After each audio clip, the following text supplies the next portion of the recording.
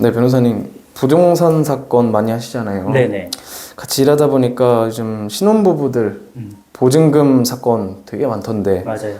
이게 보통 매매보다 전세로 들어갈 때 사건 사고가 많이 터진다고 들었는데 맞나요? 그렇죠. 매매보다는 전세가 훨씬 많다고 봐야죠. 우리 로펌 사건도 네. 팀장님도 뭐 기록 봐도 알겠지만 네. 보통 매매로 사건 터지는 경우보다는 전세 보증금 반입이 많잖아요. 네. 네, 그런 건 잘 아시죠? 네. 전세가 훨씬 많아요. 근데 왜 전세가 더 많이 터지는 걸까요? 그것도 아파트보다 좀 빌라가 많은 맞아요. 비율을 차지하고 있는 것 같던데. 일단은 그 매매는 네. 사실 집을 사고 파는 거니까 네. 딱 정해져 있어요. 문제가 뭐냐면은 예를 들어 뭐 계약금 넣었는데 갑자기 집이 마음에 안 들어 해지한다든지 이렇게 되면 계약금 2배 물어주고 해지하는 경우 아니면은 물건을 샀는데 물건이 마음에 안 들어서 하자 보수 요청하는 경우 그걸 하자 담보 책임이거든요. 네. 그런 몇 가지 경우 제외하면은 분쟁이 생길 게 없어요. 내 집이 돼버렸으니까. 근데 전세는 2년이나 4년 후에 내가 묶어놓은 돈을 받아야 되는데 네. 집주인이 그 돈을 고스란히 가지고 있는 사람은 없고 그 돈을 융통을 하잖아요. 다 돌리죠. 그러니까 2년 후에 전세가가 올라와주면 상관없는데 지금처럼 역전세가 나면은 돌려줄 돈이 없으니 예. 돈을 못 받아서 전세가 사고 많이 터지는 거고요. 돈. 그 아파트는 그 네이버 부동산이나 이런 데 보면 시세가 투명해요. 어느 지역에 어떤 아파트는 시세가 다 정해져 있어요. 근데 빌라는 사실 케이스 바이 케이스고 건물 위치나 구조에 따라 시세가 정해지는 게 없거든요. 그러니까는 파는 사람이나 임대 주는 사람이 뻥튀기를 하는 거죠. 실제보다 더 비싸게 판다든지 네. 실제보다 더 비싸게 보증금을 받는다든지 네.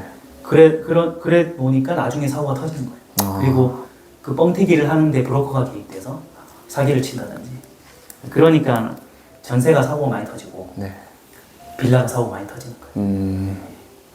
뭐 저는 결혼을 아직 네. 안 해가지고 그런 거 확 와닿진 않은데 네. 그래도 보통 결혼할 때 저희 네. 이제 내 집 마련 같은 거 네. 좀 생각 많이 하잖아요. 많이 하죠. 네. 부동산 전문 변호사로서 저한테 좀 조언을 해주신다면 네. 뭐 전세나 매매 중에 좀 어떻게 조언을 전세를 매매 해주실지. 중에 선택할 수 있다면 네. 물론 당연히 매매가 좋죠. 선택하면 물론 당연히 그렇죠. 좋죠. 매매하고 선택하면 당연히 싶은데. 매매가 좋고 네. 두 가지 관점이 있어요. 네. 그러니까 저는 이제 부동산 전문 변호사의 관점에서 법률적 관점에서도 안전하다. 방금 얘기한 것처럼 전세가 압도적으로 사고가 많이 터지니까 네. 매매를 할 수 있으면 하는 것만으로도 전세 사기를 예방하는 효과가 있어요. 그리고 그리고 역전세라든지 뭐 깡통전세라든지 이런 모든 함정을 피해갈 수 있는 거죠. 남의 일이 돼버린 거거든요. 네. 법률 관점에서도 그렇게 유리하고 네. 그리고 이제 투자 관점에서도 사실은 부동산 매매가나 전세가는 장기적으로는 상승할 수밖에 없는데 그러니까 물론 여기에 대해서 논란은 있어요. 학자마다 전문가마다 다른 의견이 있지만 제 해석으로는 네. 부동산도 자산이기 때문에 네. 매매가든 전세가든 오를 수밖에 없어요. 장기적으로. 물론 매매가는 파동을 이루면서 장기 상승을 하고 주식처럼 네. 전세가는 좀 안정적으로 상승하는 경향이 있어요. 네. 왜냐하면 매매는 투자 수요가 껴있고 전세는 실수요이기 때문에. 근데 어쨌든 매매든 전세든 장기적으로 올라가기 때문에 내가 돈만 있고 여유가 된다면 일찍 사오는 게 훨씬 낫죠. 근데 다만 이걸 몰라서 그런 건 아니고 네. 신혼부부들이나 청년들이 돈이 없잖아요. 부모들한테 도움 받는 거 아니면. 네. 그러니까 대출을 다 끼는데 내가 모은 종잣돈하고 대출을 비율을 맞춰가지고 네. 대출 이자를 감당할 능력이 되냐. 그 영끌이 아닌 범위에서 네. 할 수 있으면 빨리 하는 게 좋죠. 제 생각이에요. 네. 뭐 일단 변호사님께서 네. 일단 부동산 전문이시고 네. 법을 잘 아시잖아요. 네.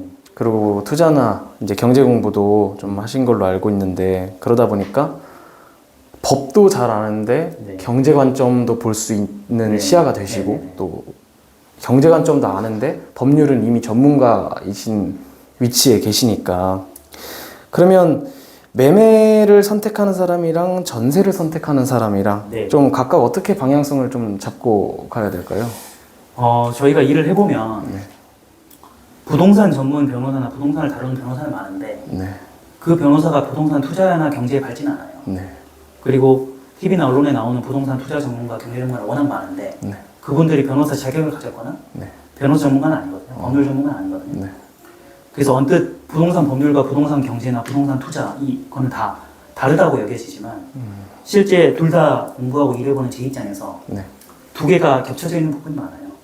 그래서 투자나 경제 총 4가지 제가 볼 때 섹터가 있는 것 같아요. 그러니까 네 가지. 부동산 법률은 리스크를 관리하는 관점이 있고 사고가 어떻게 하면 안 터지느냐. 네. 터졌을 때 어떻게 대응하느냐. 부동산 경제는 약간 거시경제. 우리나라가 어떻게 될 것인가. 정책이 어떻게 될 거냐. 부동산 투자는 투자 수익률이 얼마나 나올 거냐. 내가 이 아파트를 샀을 때 장기적으로 얼마나 오를 거냐. 이런 걸 보는 관점인 거예요. 그 마지막으로 부동산 중개가 있는데 중개는 거래량만 봐요. 그러니까 공인중개사, 저도 뭐 공인중개사 자기가 가지고 있지만 네. 공인중개사들의 매출은 거래가 많이 돼야 되잖아요. 거래량. 그러니까 시세가 오르는 게 중요한 게 아니라 거래가 많은 게 중요한 거예요. 이 총 네 가지 섹터가 있거든요. 네. 부동산, 법률, 투자, 경제, 중개. 네. 네 가지가 보는 지향과 방법은 다르지만 네. 저의 경우를 한정해서 법률과 투자 관점에서는 묘하게 결합돼 있어요. 그러니까 아파트가 투자 관점에서도 빌라보다 유리하고 서울 아파트가 지방 아파트보다 비싸잖아요. 네. 투자 관점에서 좋거든요. 근데 묘하게도 법률 관점에서도 안전하고 투자 관점에서 유리한 게 법률 관점에서 안전하다. 그러니까 뭐 예를 들어 수익률이 많이 나는 게 물론 뭐 되게 싸게 매입해가지고 그 뭐 경매라든지 이런 걸 해서 수익률을 많이 내는 것도 있겠지만 네. 대체적으로 투자 관점에서 사람들이 선호하는 게 법률 관점에서도 선호되는 거예요. 예. 그러면은 사실 돈이 없는 사람들은 매매가 더 좋은 거를 알면서도 네네. 매매를 할 수 없는 상황에 많이 그렇죠. 놓여 있고 맞아요. 어쩔 수 없이 보통 영끌이라고 하듯이 네. 다 끌어 모아가지고 매매를 하게 되면 네. 그럼 나가는 돈이 매달 나가는 돈이 훨씬 더 상회하고 이러는데 네. 이런 부분은 어떻게 좀 희망적인 부분은 따로 없을까요? 저도 사실은 결혼을 늦게 했고 네. 결혼하기 전에는 뭐 부동산 변호사는 오래 했지만 네. 부동산 투자에는 그렇게 관심이 없었거든요. 근데 돌이켜 보면 그 팀장님 주식해요? 저 주식 요즘에 관심을 좀 가지고 있는데 해본 적 있어요? 네, 해본 적은 있습니다. 근데 보세요, 주식은 누가 하라는 사람은 없잖아요. 네. 내가 돈 벌고 싶으면 하고 네. 돈 벌기 싫으면 안 하는 거예요. 네. 해도 되고 안 해도 되는 거예요. 근데 부동산은 해도 되고 안 해도 되냐? 2주택부터는 그렇죠. 근데 1주택은 네. 결혼해서 내가 살아야 되는데 네. 안 할 수가 없잖아요. 그러니까 주식은 본인 선택인데 부동산 필수예요. 왜냐면 인생에 한 번은 무조건 결정을 해야 되거든요. 네. 부모님하고 떨어지면 네. 이제 결혼을 해서 내 집 마련을 해야 된다는 건 누구나 똑같기 때문에 예. 매매냐 전세냐 매매를 하면 어떻게 할 네. 거냐를 선택하는 순간은 반드시 와요. 그래서 주식하고 다르게 부동산은 무조건 공부를 해야 돼요. 근데 아이러니하게도 네. 사람들이 당근마켓이나 중고거래할 때 10,000원, 20,000원 엄청 민감하게 막 깨려고 하잖아요. 네. 근데 부동산은 최소 몇 억이 들어가는데 공부를 안 해요. 그 돈이 더 크고 더 중요한데도 네.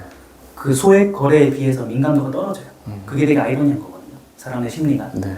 그래서 금액이나 중요도를 따지면 부동산 공부를 훨씬 오래 봐야 되고 네. 후기라든지 이런 걸 다 봐야 되는데 예. 근데 여기에 이제 사람들이 관심이나 에너지를 많이 못 쓰는 거죠. 근데 그러니까 제 의견은 아까도 얘기했지만 물론 우리가 부모님의 도움을 안 받고 자립했다는 전제 하에 네. 각자 소득이 있잖아요. 예. 소득이라는 게 생활비로 나가는 지출이 있고 모을 수 있는 돈이 있어요. 그러면 자기 소득에서 한 달에 생활비를 얼마 쓰는지를 보고 남는 저축률을 봐야 돼요. 네. 그럼 소득을 높이거나 지출을 줄이거나 이렇게 해서 이제 매달 저축액을 보면 네. 그 저축액 중에 일부가 담보대출 이자로 빠지는 거거든요. 네. 그러면 내가 저축액 대비 담보대출 이자가 얼마 빠질 거냐. 네. 그걸 계산해야만 이자가 계산돼야만 원금이 계산되거든요. 예. 예컨대 내가 뭐 한 달에 300을 번다 네. 하면은 한 달에 100만 원 쓴다 200만 원 모으잖아요. 네. 200만 원 중에 내가 100만 원은 모으고 100만 원은 담보대출 이자로 써도 된다. 네. 이렇게 이제 답이 나오면 그러면 이자가 계산되고 원금이 계산되는 거예요. 그래서 한 달에 100만 원 정도는 내가 이자로 낼 수 있다 치면 네. 그러면 원금이 뭐 3억이든 4억이든 이렇게 나오는 거예요. 그러면 내가 대출 가능한 범위가 나오잖아요. 네. 그 대출 가능한 범위가 나오면 거기서부터 현금이 그동안 모아뒀던 돈이 뭐 5천이든 1억이든 2억이든 하면은 네. 대출을 원금에다가 현금을 합치면 매매 가격 금액이 나오잖아요. 그럼 예를 들어 현금이랑 대출 가능 금액을 합쳤더니 뭐 4억이다. 네. 예를 들어. 네. 그러면 아파트 가격이 4억으로 살 수 있는 게 있냐? 서울 아파트는 힘들잖아요 지금. 네. 그러니까 이제 선택지가 두 개예요. 전세로 들어가거나 빌라를 사거나. 근데 아까도 얘기한 것처럼 둘 다 문제가 있는데 네. 제 의견은 이거는 어디까지나 투자 관점에서 예. 그리고 또 법률 관점에서 빌라를 매입하는 것보다 네. 아파트를 당장 매입하기 힘들다면 아파트 전세로 돌리는 게 나아요. 그게 빌라 매매보다 아파트 전세가 안전해요. 네. 물론 매매보다 전세가 안전하다고 제가 맨 처음에 말씀드렸는데 네. 그건 빌라의 경우고 아, 빌라 매매보다 네. 빌라 매매는 사실 법률 관점에서는 크게 따질 게 없는데 투자 관점에서 아파트 전세를 돌리는 낫지. 그래서 전세를 2년이나 4년 돌리고 나면 네. 이제 내 종잣돈이 조금 모이고 시장이 좀 받쳐주면 네. 나중에 아파트를 매입하면 되니까 그렇게 이제 가는 게 제일 좋은 것 같아요. 그 부동산 공부를 좀 해서 네. 좀 흐름도 알아야 되고 네, 맞아요. 일단 내 자산에 대한 공부가 좀 이해가 확실히 되어 있어야 네. 어떻게든 계산을 해서 좀 네. 결론이 나오겠네요. 네. 그래서 보통은 투자를 잘 모르는 사람은 네. 제가 말씀드렸던 순서를 반대로 해요. 어떻게 하냐? 서울 아파트 집값을 먼저 보고 거기서 대출 받는 금액을 보고 네. 그리고 이자를 보고 소득을 보거든요. 다 그 그렇게 순서가 할 것 아니라, 같습니다. 네. 근데 그게 아니고 거꾸로 가야 돼요. 음, 내가 소득을 보고 저축률을 보고 네. 저축률에서 담보대출 이자를 계산해보고 이자에서 원금을 계산해야 돼요. 역으로. 그렇지, 역으로. 그리고 원금에서 아파트 가격을 봐야 돼요. 네. 그러니까 돌아 중요한 건 뭐냐?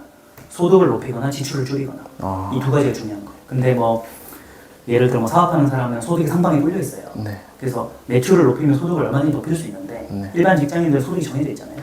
그러니까 지출을 줄이는 데 집중해야 돼요.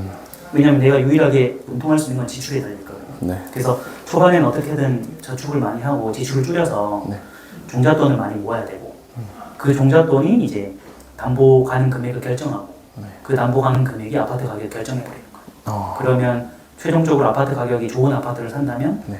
제가 맨 처음에 말씀드렸던 법률 관점에서 안전하고 투자 관점에서 유리하고 이렇게 이제 30대를 잘 보낼 수 있는 거죠.